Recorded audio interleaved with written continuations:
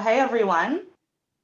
Today we are here to talk about, first of all, this is Soul Cafe. It's a fairly new kind of place to discuss topics that we feel guided to discuss at this time in the collective. They're mainly focused about religion. So what's beautiful is that we have so many different people from so many different backgrounds in this community. And so it's really beautiful to have everyone kind of give their perspective and what they have experienced and bring it to the table. So today we are talking about the divine feminine and the divine masculine and how they are portrayed within religions. I think we're probably going to go back to a little bit how they've been portrayed in history, like throughout history, and how they're being portrayed today, and how that maybe differs or is similar to unionism. So how do we portray the divine feminine and the divine masculine within unionism? This topic is really dear to my heart, and I definitely feel like we have some healing we can probably all do around it. So I personally would like to hear what everyone has to say. Whoever wants to begin feels called to talk about maybe how the divine feminine and masculine are portrayed in the religion that they came from and how they're experiencing the differences or the similarities as a unionist. Thank you for that intro, Natalie. So just a quick introduction from everybody, please, and then we can carry on. I'm Tanisha. Hi. Hi everyone, my name is Anupama and I'm streaming from India. Hello, my name is Cornelia and I'm streaming from Austria. Awesome, thank you. Welcome all of you. I'm Granville Campbell. It's really great to be with you guys today, and the topic is really quite exciting, and Natalie, that was a beautiful introduction, so thank you very much. You're welcome, and thank you. I also want to add, I'm from Israel, so my name is Natalie, I'm from Israel, and just wanted to add that. Awesome. So ladies, you're free to contribute to the question that Natalie asked in terms of how they've seen the divine masculine and the divine feminine portrayed in their religions, and then also how, as unionists, we are bringing the unity between the divine masculine and the divine feminine back into the world in a much more healthy way. I can share. So I'm from India. I'm a practicing Hindu. So in Hinduism, which is one of the oldest religions in the world, and from India, one of the oldest known places for spiritualism. In our very ancient history, like if you look at the ancient texts, men and women were always considered equal. There was no separation and there was no discrimination of the man is going to go to war or to work and the woman has to just sit at home. Women were so equal in power that we even had priestesses who performed a lot of the major, temple of the rituals, what we call the pujas. And so they knew all the chants, everything. We even had queens who were warriors, so they were, and we have politicians and of course, heads of the communities, etc. And I don't know where in history everything changed, because somewhere the position of women in society has been brought down so much that today the Indian woman, her voice is very strangled. I won't say that she is in chains, though in a lot of our states and societies that is the case. But the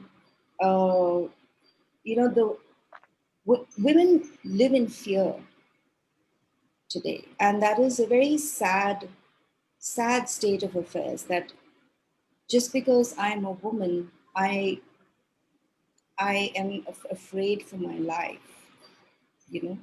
And it's not the way our society was created. It's not the way our country was, and it breaks my heart that to see that even today, like even as recently as last week, we had some horrible cases come up against women in the news, and it was appalling that the government takes so long to even take action. There is this general feeling in society, and I'm sure that there are many contributors for it, but there's this general feeling that men are better off, and therefore there was always this preference for the male child, and there were a lot of female babies that were just abandoned, because they were not considered lucky or good omen. My question to all these people is, if you don't have women, how are the men going to even be there? Who's going to bring the men around if there are no women to give birth to men? So when woman is so powerful and the center of creation and such a powerful co-creator with God that she creates the life with God, then I don't understand this fallacy that goes around in the world that men are superior and women are not. I find it ridiculous. It's so much so that even in our temples, women are not allowed to enter at a certain time of the month because they're considered impure. And that really riles my blood, because I'm like, that is the most pure time for a woman, because she is preparing to be the seat of creation. That is the most powerful moment for a woman. And that is like the epitome of being a woman, embracing that, and that is the power of the center of creation. The man is instrumental in co-creation too, but it's the woman who houses the creation for 10 months. And it's the hypocrisy is, if you look at our temple architecture, it is designed around the human anatomy, and the place where the god's image is kept is the womb of the temple. And to say that a woman is not allowed to pay obeisance to God in that time, it's ridiculous. So why I embrace unionism is because we are aiming to break these paradigms and perspective built on just, I don't even know who created these stories, but they have stuck around for a very long time. And it's high time, it's been released, because like I said, without women, there is no furthering of the human populace. There isn't. Man can keep cloning himself, but he's going to get tired of seeing his own self everywhere. And eventually he's just going to kill everybody because he's so bored of seeing his own face. So to have that diversity, to have life go on, women are instrumental, and women bring that creativity. Not that men don't, but, women are equal. And in our religion, like, our gods are always portrayed with their goddesses, and people pray to the goddesses for many occasions, like before you start something new, before you step into a house, before you step into a new office, or at a birth, or at a some auspicious event. And we have many festivals coming up over the next few months where the goddess is revered. And I'm like, doesn't the goddess look like the woman around you? Don't they? So it's so this hypocrisy, this divide in the, you pray to a goddess, you ask for her blessings, and then you kill a woman on the street, or you rape her, or murder her, or beat her up, and silence her, and put her in the corner of a house. It doesn't add up. So that's why I like the way we are going here in the Church of Union.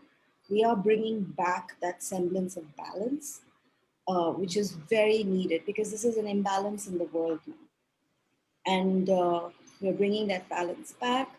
We're bringing the truth back, because The truth can't be hidden forever. And we're bringing the foundation of love and peace back. And that's what we need. That's what my country needs in this moment. Things are really bad here.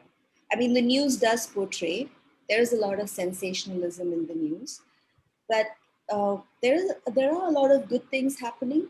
We have a lot of women entrepreneurs coming up. We have a lot of women taking charge. But still, there is more, to be done. There's more to come up. There's more to change. And that's what I hope for. That's what I hope to further in my country, this healing of the divine feminine, this healing of the divine feminine back to her rightful place of power beside the divine masculine, not below him, beside him. It's extremely important. Like at all the very important festivals, the woman is always seated on the left side of the man. Otherwise, they will say that the ritual would be incomplete and become inauspicious. So it's time to bring that back, and that's what we're doing. So I'm very happy to be here. So I just want to check with you. Do you feel like there's a piece of healing that you could assist with in this space? Well, there's so many pieces. Yeah, definitely. Let's just go to that feeling that's coming up right now. What is it? There's just this deep sadness that women just feel so unsafe to step out at any time of the day. It's not just about being out at night. Where does your safety come from? Safety comes from God. And are you comfortable to fully accept God giving you safety in your divine femininity?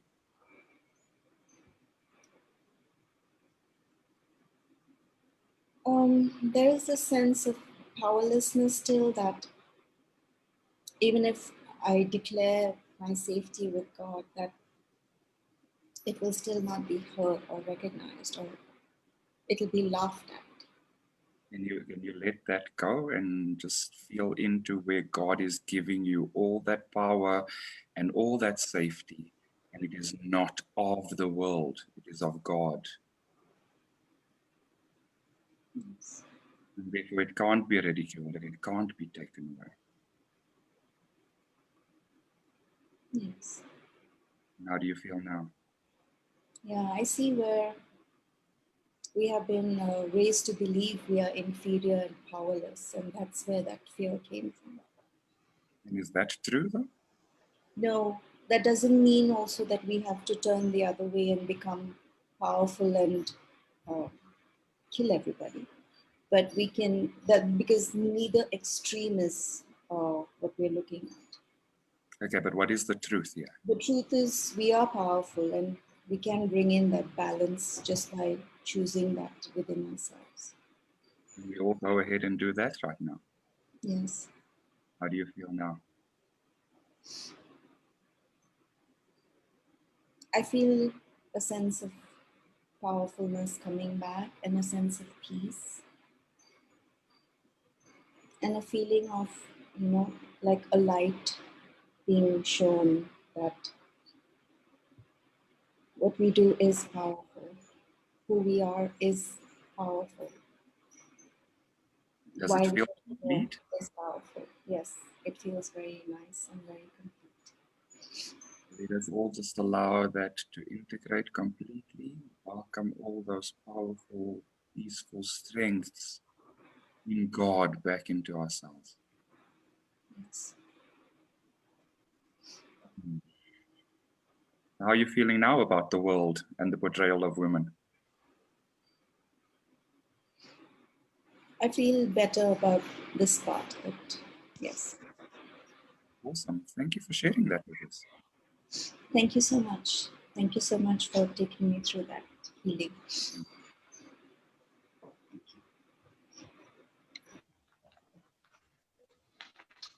We have a card, and it is gratitude. You fully appreciate the invaluable lessons that life lovingly presents to you. Thank you. Oh, Yes, that's absolutely. Yeah. So anybody else feel called to share anything around the question that Natalie asked in terms of how they've perceived the divine masculine and feminine in religion? I actually just want to Sure. add something. Oh, sorry. Kanisha, go ahead. No, you go right ahead. Go ahead, Natalie. I just want to add a little piece to what was just spoken about. So yeah, like there are many kind of like weird separation-based like kind of rules within religions regarding men and women. Recently, I heard that very Orthodox Jewish men, like it's women are not allowed to like go on a stage and sing in front of men, right? And that really triggered me. I was like, what? Like, why can't a woman sing? Like, that is so divine. And obviously, I got upset, but I was thinking about it in the bathroom before before this discussion, and I was just like, okay, but where does that stem from? Like, there has to be some sort of significance, or there has to be a reason why it was even, the rule was even created in the first place. And because God is at the core of all religions and love is at the core, I realized that it's kind of an innocent desire for women not to leak their energy because they kind of hold it very sacred, like the women's like sexuality and like they really believe in being in a monogamous like, religious like relationship and get married and so I tried to see like the beauty in it, even though it can look on the outside like this sort of separation based, like it's not fair, it's not, there's no justice here, there's no equality. I don't support like women not being able to sing, but I just feel like the intention does stem from a place of wanting to sort of honor like the divine feminine in some sort of way. It's just the way that they go about it is not maybe fully in alignment. I think that's what happens a lot is that they just kind of take things too far, like, and I think a bigger thing is this idea that like doing stuff on the outside is more stronger or is like more powerful than going within and healing it within. So there's a lot of like action based sort of things that like in religion it's like seen as like if you do this and this and this you're following God, if you're doing this and this and this you're not following God, whereas the truth is it's not really about the action and it's more about what is your intention, where are you coming from. So if a woman goes on stage and sings, if she's not leaking her energy, there's no problem. But if she is leaking her energy, yeah, it's something to heal. So it's just like really bringing in, just really healing stuff that is already existing. It's not that it's completely wrong. It's just that it's kind of skewed and like misunderstood, and sort of just needs a little tweaking, Yeah. Yeah. And the nice thing is that as we start to realize that there are components of insanity around those rules, we can make a new choice to actually just not choose the insanity.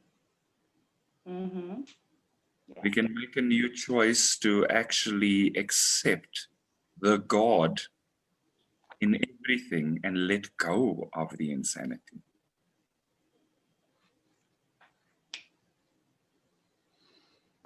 And one of the things that kind of sticks out for me in religion is the story of the Apostle Paul, who was actually Saul, and a tax collector and persecuted Christians. And God took his sight away until he only saw God. And that toxic masculinity was transformed into divine masculinity that actually led to the establishment of the church.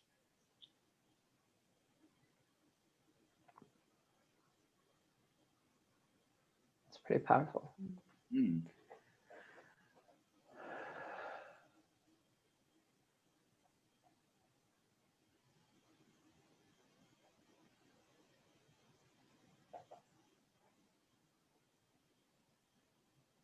Yeah, and I think that's God's way. God's way is of power, but God also transforms you quite significantly before God uses you. There are journeys that we sometimes feel are so difficult and so tough, and it's just, it's God actually just using the vessel that he created, that he or she created, because again, we also need to possibly in religion step away from the feeling that God is only male. Hmm. And that identification with the divinity of the masculine and the feminine components of God. Just like we are formed. I mean, when you feel things on your left-hand side, it speaks to your femininity or the feminine energy in your body. And when you feel things on your right-hand side, it speaks to the masculine components of the energy in your body. So even in ourselves, there's this perfect balance that we sometimes don't realize is there. Well, with twin flames, we're, like it's actually our twin flame. Like that's what twin flames are. It's like a perfect balance of masculine and feminine. It's like, where God created us in that way. So that's why we're maybe different from the rest of the religions, because we're teaching harmonious union with our twin flames. So there's a lot of like mix up with the whole masculine energy, feminine energy, and we're here to really balance that out. Like you're masculine, 100% masculine, you're 100% feminine, and together you're one and you're whole and like you're complete, right? Obviously we're whole onto ourselves, but yeah, with your twin flame, you're complete. And that's really interesting to me because it's like in a lot of religions, they still think like it's.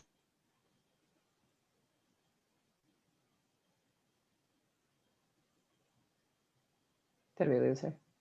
Yeah, seems like it. But A lot of a lot of the separation in religion.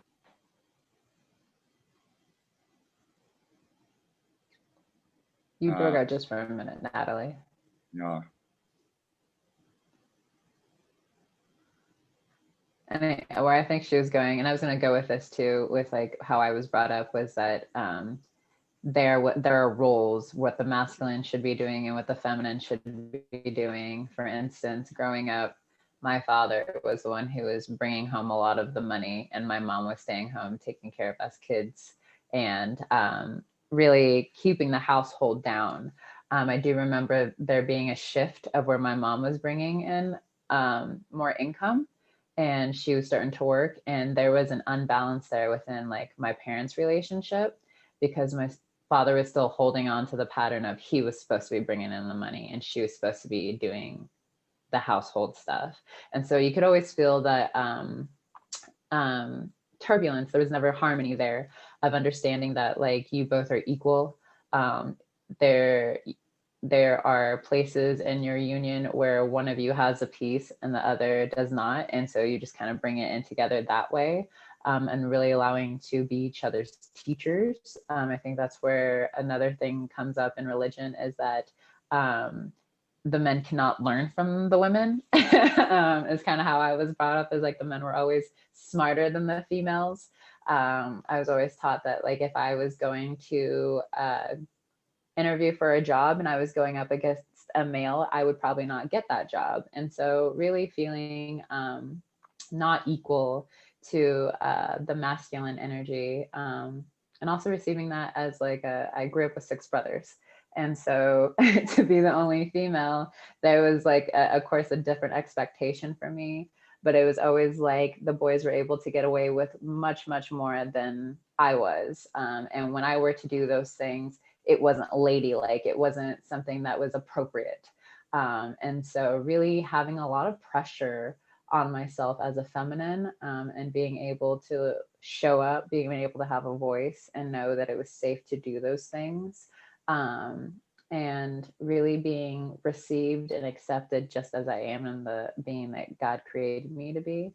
But that's definitely has something that I've been working through myself. Even with just being a Christian now, like they don't believe in the, or not they, a lot of people still do not believe in the LGBTQ community. Like that's something that still really, it throws me a little bit, is that they're not accepting of that. And so I think that's one reason why I really love unionism, is because they choose to see everyone as a human being and a creation of God, instead of looking at them just with their regular human eyes, I guess is the best way to put it. So really being able to just be accepted and loved as you are, is what I love about unionism. It's like they accept you fully, completely as you are, and really teach you how to completely accept yourself as well. And I love that.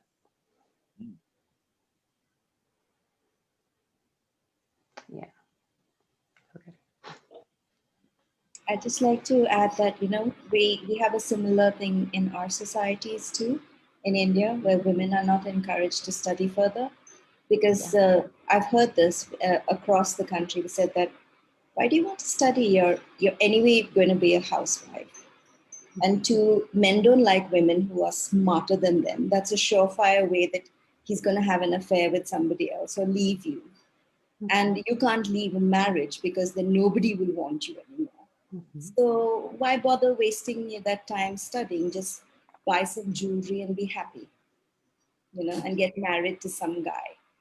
We'll find somebody. So it's been very limiting for women. They've just not had any avenue to express themselves, their voice, their creativity, their basic essence of being a woman. And here we are transcending that by really clearing all that within us. Because even if that was not the case in my family, like I've studied, I've been a doctor, and then I went on to be a lot of other things, and I was never stopped. And though the topic of marriage came up, it was an arranged marriage also came up, but I was like, no, thank you, And I did what I want, but then even if my parents kind of had no choice, but they had to support me, the relatives would come down hard on them, saying, "What is this? You have girls." And they're just running around, like wild children. Why aren't you tying them up and getting them married? We were just like, we're not cows. We're not cattle to be paraded, for, to the next seller or the next buyer or whatever, because we're ripe age or whatever. So it didn't, it wasn't there in my family, but we kept hearing these things also. And I heard from other women, where this thing happened, and that imbalance, like you said, of man should be the breadwinner and woman should just be at home. And then if there was a change, there was an imbalance. They didn't know how to run the family life then, and the social life. Absolutely. Like personal life kind of went up in smoke for a lot of families. There's also this weird upset that even being a stay-at-home mother, which is what they are, is they do nothing. Yes, they're just at home, hanging out, doing nothing. You're just at home. You're not doing anything. You're like, of course, it's like the most undervalued There's a job feeling of not enough. Exactly. Yeah. Just feeling of like so much pressure putting on. I'm not enough. It doesn't matter. Like they don't see it. And it's almost like if there's not chaos, that's I guess what it is. As my upset with the divine masculine. If there's not chaos, they don't see it or recognize it. And choose to let that go. Yeah, and I'm sorry to say that a lot of our women also contribute to this now. Saying that you're just a housewife. Like, excuse me, taking care of a house is a lot of work. And throw in kids, it's a full-time job. So there is I think very, this upset also stems from a belief that like if you're not making money for what you're doing, there's no it doesn't value. mean anything. Like, Yeah. Ah, like A lot of yeah, imbalance. if it's Yeah. not like work that you receive money for, it's not considered like significant or something like that. Yeah. And it's like anything the man gives you is just because he felt like, you know. So there's a lot of imbalance that. But let's also just go again back into the space of which components of those are actually just pure insanity that we can just release. We don't have to relate inside of the complaint. We can relate inside of the truth. We can relate inside of love. We can see the perfect relationship between the divine masculine and the divine feminine as it's meant to be. Not as society clouded the vision of what it was supposed to be. We can see the divine truth of what it is supposed to be and what it actually is. Yes, and the divine truth is mentioned in the religious books, but somewhere it's been twisted in history. And the whole idea that God is at the center of religion has been they tried to, cover it up. But every religion states this holy truth that God is at the center, man and woman are equal, there is no difference. So, yes, we can relate from the truth and release all these lives to heal whatever disparity we have seen.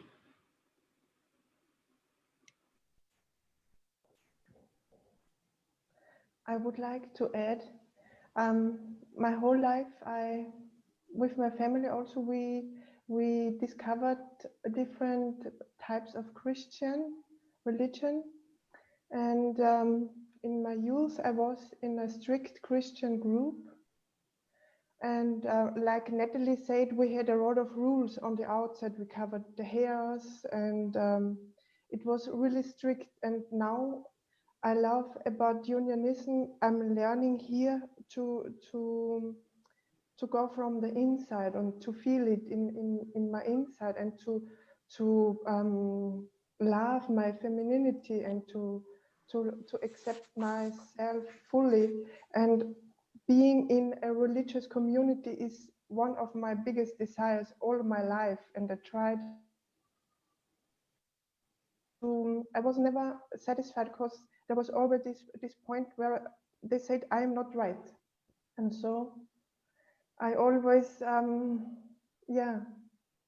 always tried to fit in, and I never fit in, because I never was able to be the real me. And here I can heal all the parts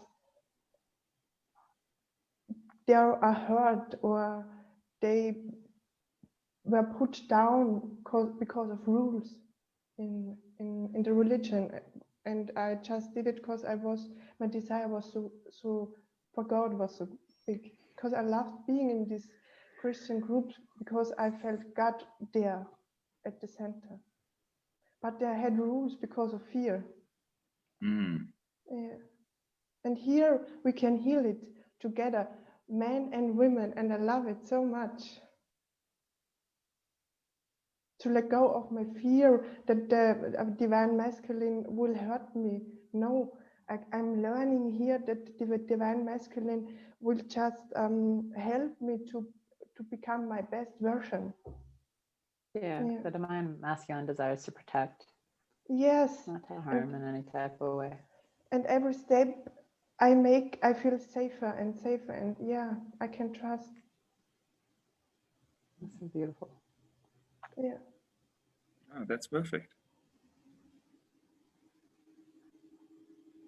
Yeah, that's just exactly what Cornelia was saying. Is just like unionism is really meant to help us see the truth of divine feminine masculinity being equality, and you'll learn that in your harmonious union. As we choose to keep grounding harmonious unions, it'll just become natural for the world to see that we were created balanced, and we were created to work together as one instead of separate. Like it's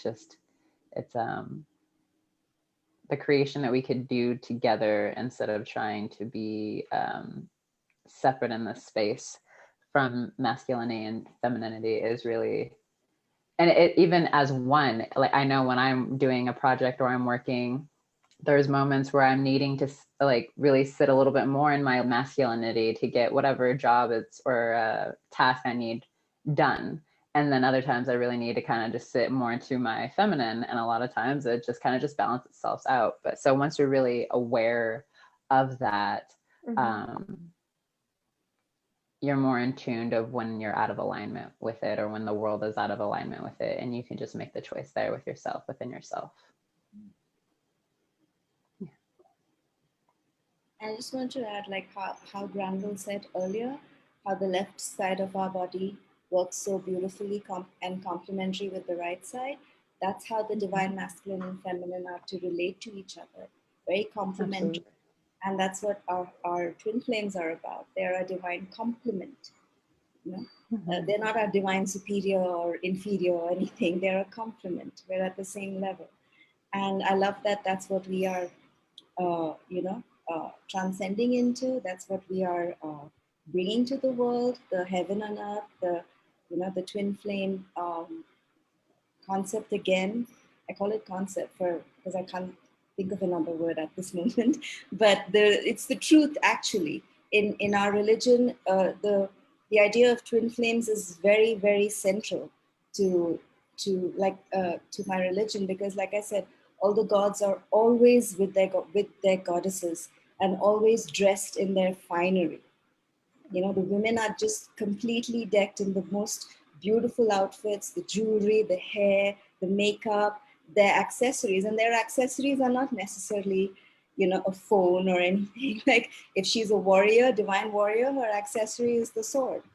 If she's the goddess of creativity and music, her accessories are the sitar, And if she's the goddess of wealth, what she's portrayed is with money.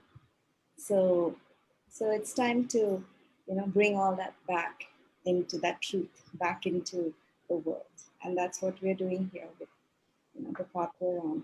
Unionism, bringing the union back. I love that. Yeah, that feels so good. I was always looking exactly that in all the things I tried out, and I always had to put myself down to fit in. And now here I'm I can be myself, and it's okay. And people are loving me for being myself and loving God and putting God on the first place. And people don't think I'm weird, and I'm exploring the divine masculine and divine feminine, and I'm loving it being a woman and have my man beside my side and working together. And it's not weird to feel like that here. You can express yourself in unionism the truth. And I was always looking for the truth. And here we can talk about it, and we can learn so many things from all over the world. And we can all over the world come together and unite in love with God. Yes. And the beauty is that just because you're in a male body doesn't make you a masculine. So Yeah. I'm actually a divine feminine in a male body. And we have some Yes. very divine masculines in a female body. And the beauty of unionism is that your soul expression is completely accepted as well. Yes. It's such a healthier space to be in, because we all operate from a place of acceptance of ourselves with love. Yes. Amen. Amen. Yeah. Amen. So the The divine card we have together here. is individuality. You leave your unique stamp of love on everything you do. Oh, that's perfect. That is Perfect. perfect. That's another beautiful thing that we're bringing to the world is yeah, really honoring our individuality. Mm. And because a lot of times in religion, people kind of feel like they have to become the same as everyone in their religion. Like It's like this sort of like, cookie cutter. yeah, like we're sheep and we're following this like, so it's really beautiful that we're all one, but at the same time, we're all unique, and we have our each, unique gifts and our soul design and stuff like that. So I have a question. How do you guys feel like we're supposed to heal religion outside of this discussion? Yeah, you heal it with them. We heal it. Yeah, We exactly. That's what I was getting to. Like, we just as have to, all we have to do is feel our upset. so we heal within Yeah. and transcend it. And it's good we're having this discussion because we can see how similarly, we have similar upsets around feminine masculine imbalance everywhere, although we're from different countries, different backgrounds. So this is a very healing platform to heal it within ourselves and heal Yeah, it with. we'll just naturally attract those people. Like I know Cornelia was saying, like there was like this feeling of like you're not weird, because when you come into a community like this, you're like, oh, actually, I'm really amazing. Like I'm really fantastic, and everything about me is just a unique part of who God created me to be. And as we choose to step into our authentic self that way, and we choose to heal any upset that comes up, whether it's religion or twin flame or family or whatever, we're going to attract and bring in what we're healing on the inside to our reality. And so it's not a matter of when or how this is going to happen. It's a matter of, the next card is willingness to just do your inner work, and really allowing God to work through you in whatever way he's asking you to do. The end goal is God will heal religions in that way through unionism by working through us. If that, I don't know where that came from, that just came through. So there we go. Yeah, Okay, cool. absolutely perfect. And Natalie, that is a great question, because the whole idea behind unionism is exactly that. Love God, love yourself. Mhm. And And love if God's you love children. yourself, you show up in the world differently, and the vibration has to change, because you are masterful creator. Mhm. You are in the image of God, you're a masterful creator, and therefore the shift cannot be avoided. Amen. That's how we heal religion, through unionism. Amen. Yeah. Yeah, it's really taking just ownership and responsibility of just yourself. I think sometimes we get caught up in like, I just want them to change, or I want people to make a new choice here. And it's just like everyone is just a mirror reflection of the choice that you're making in that moment, or whatever God's showing you in that time, and just not having attachment to it. That's been my biggest lesson right now, is just not having attachment to whatever upset is thrown at me, and just knowing that it's a lesson and a moment for me to heal and transcend whatever is in front of me.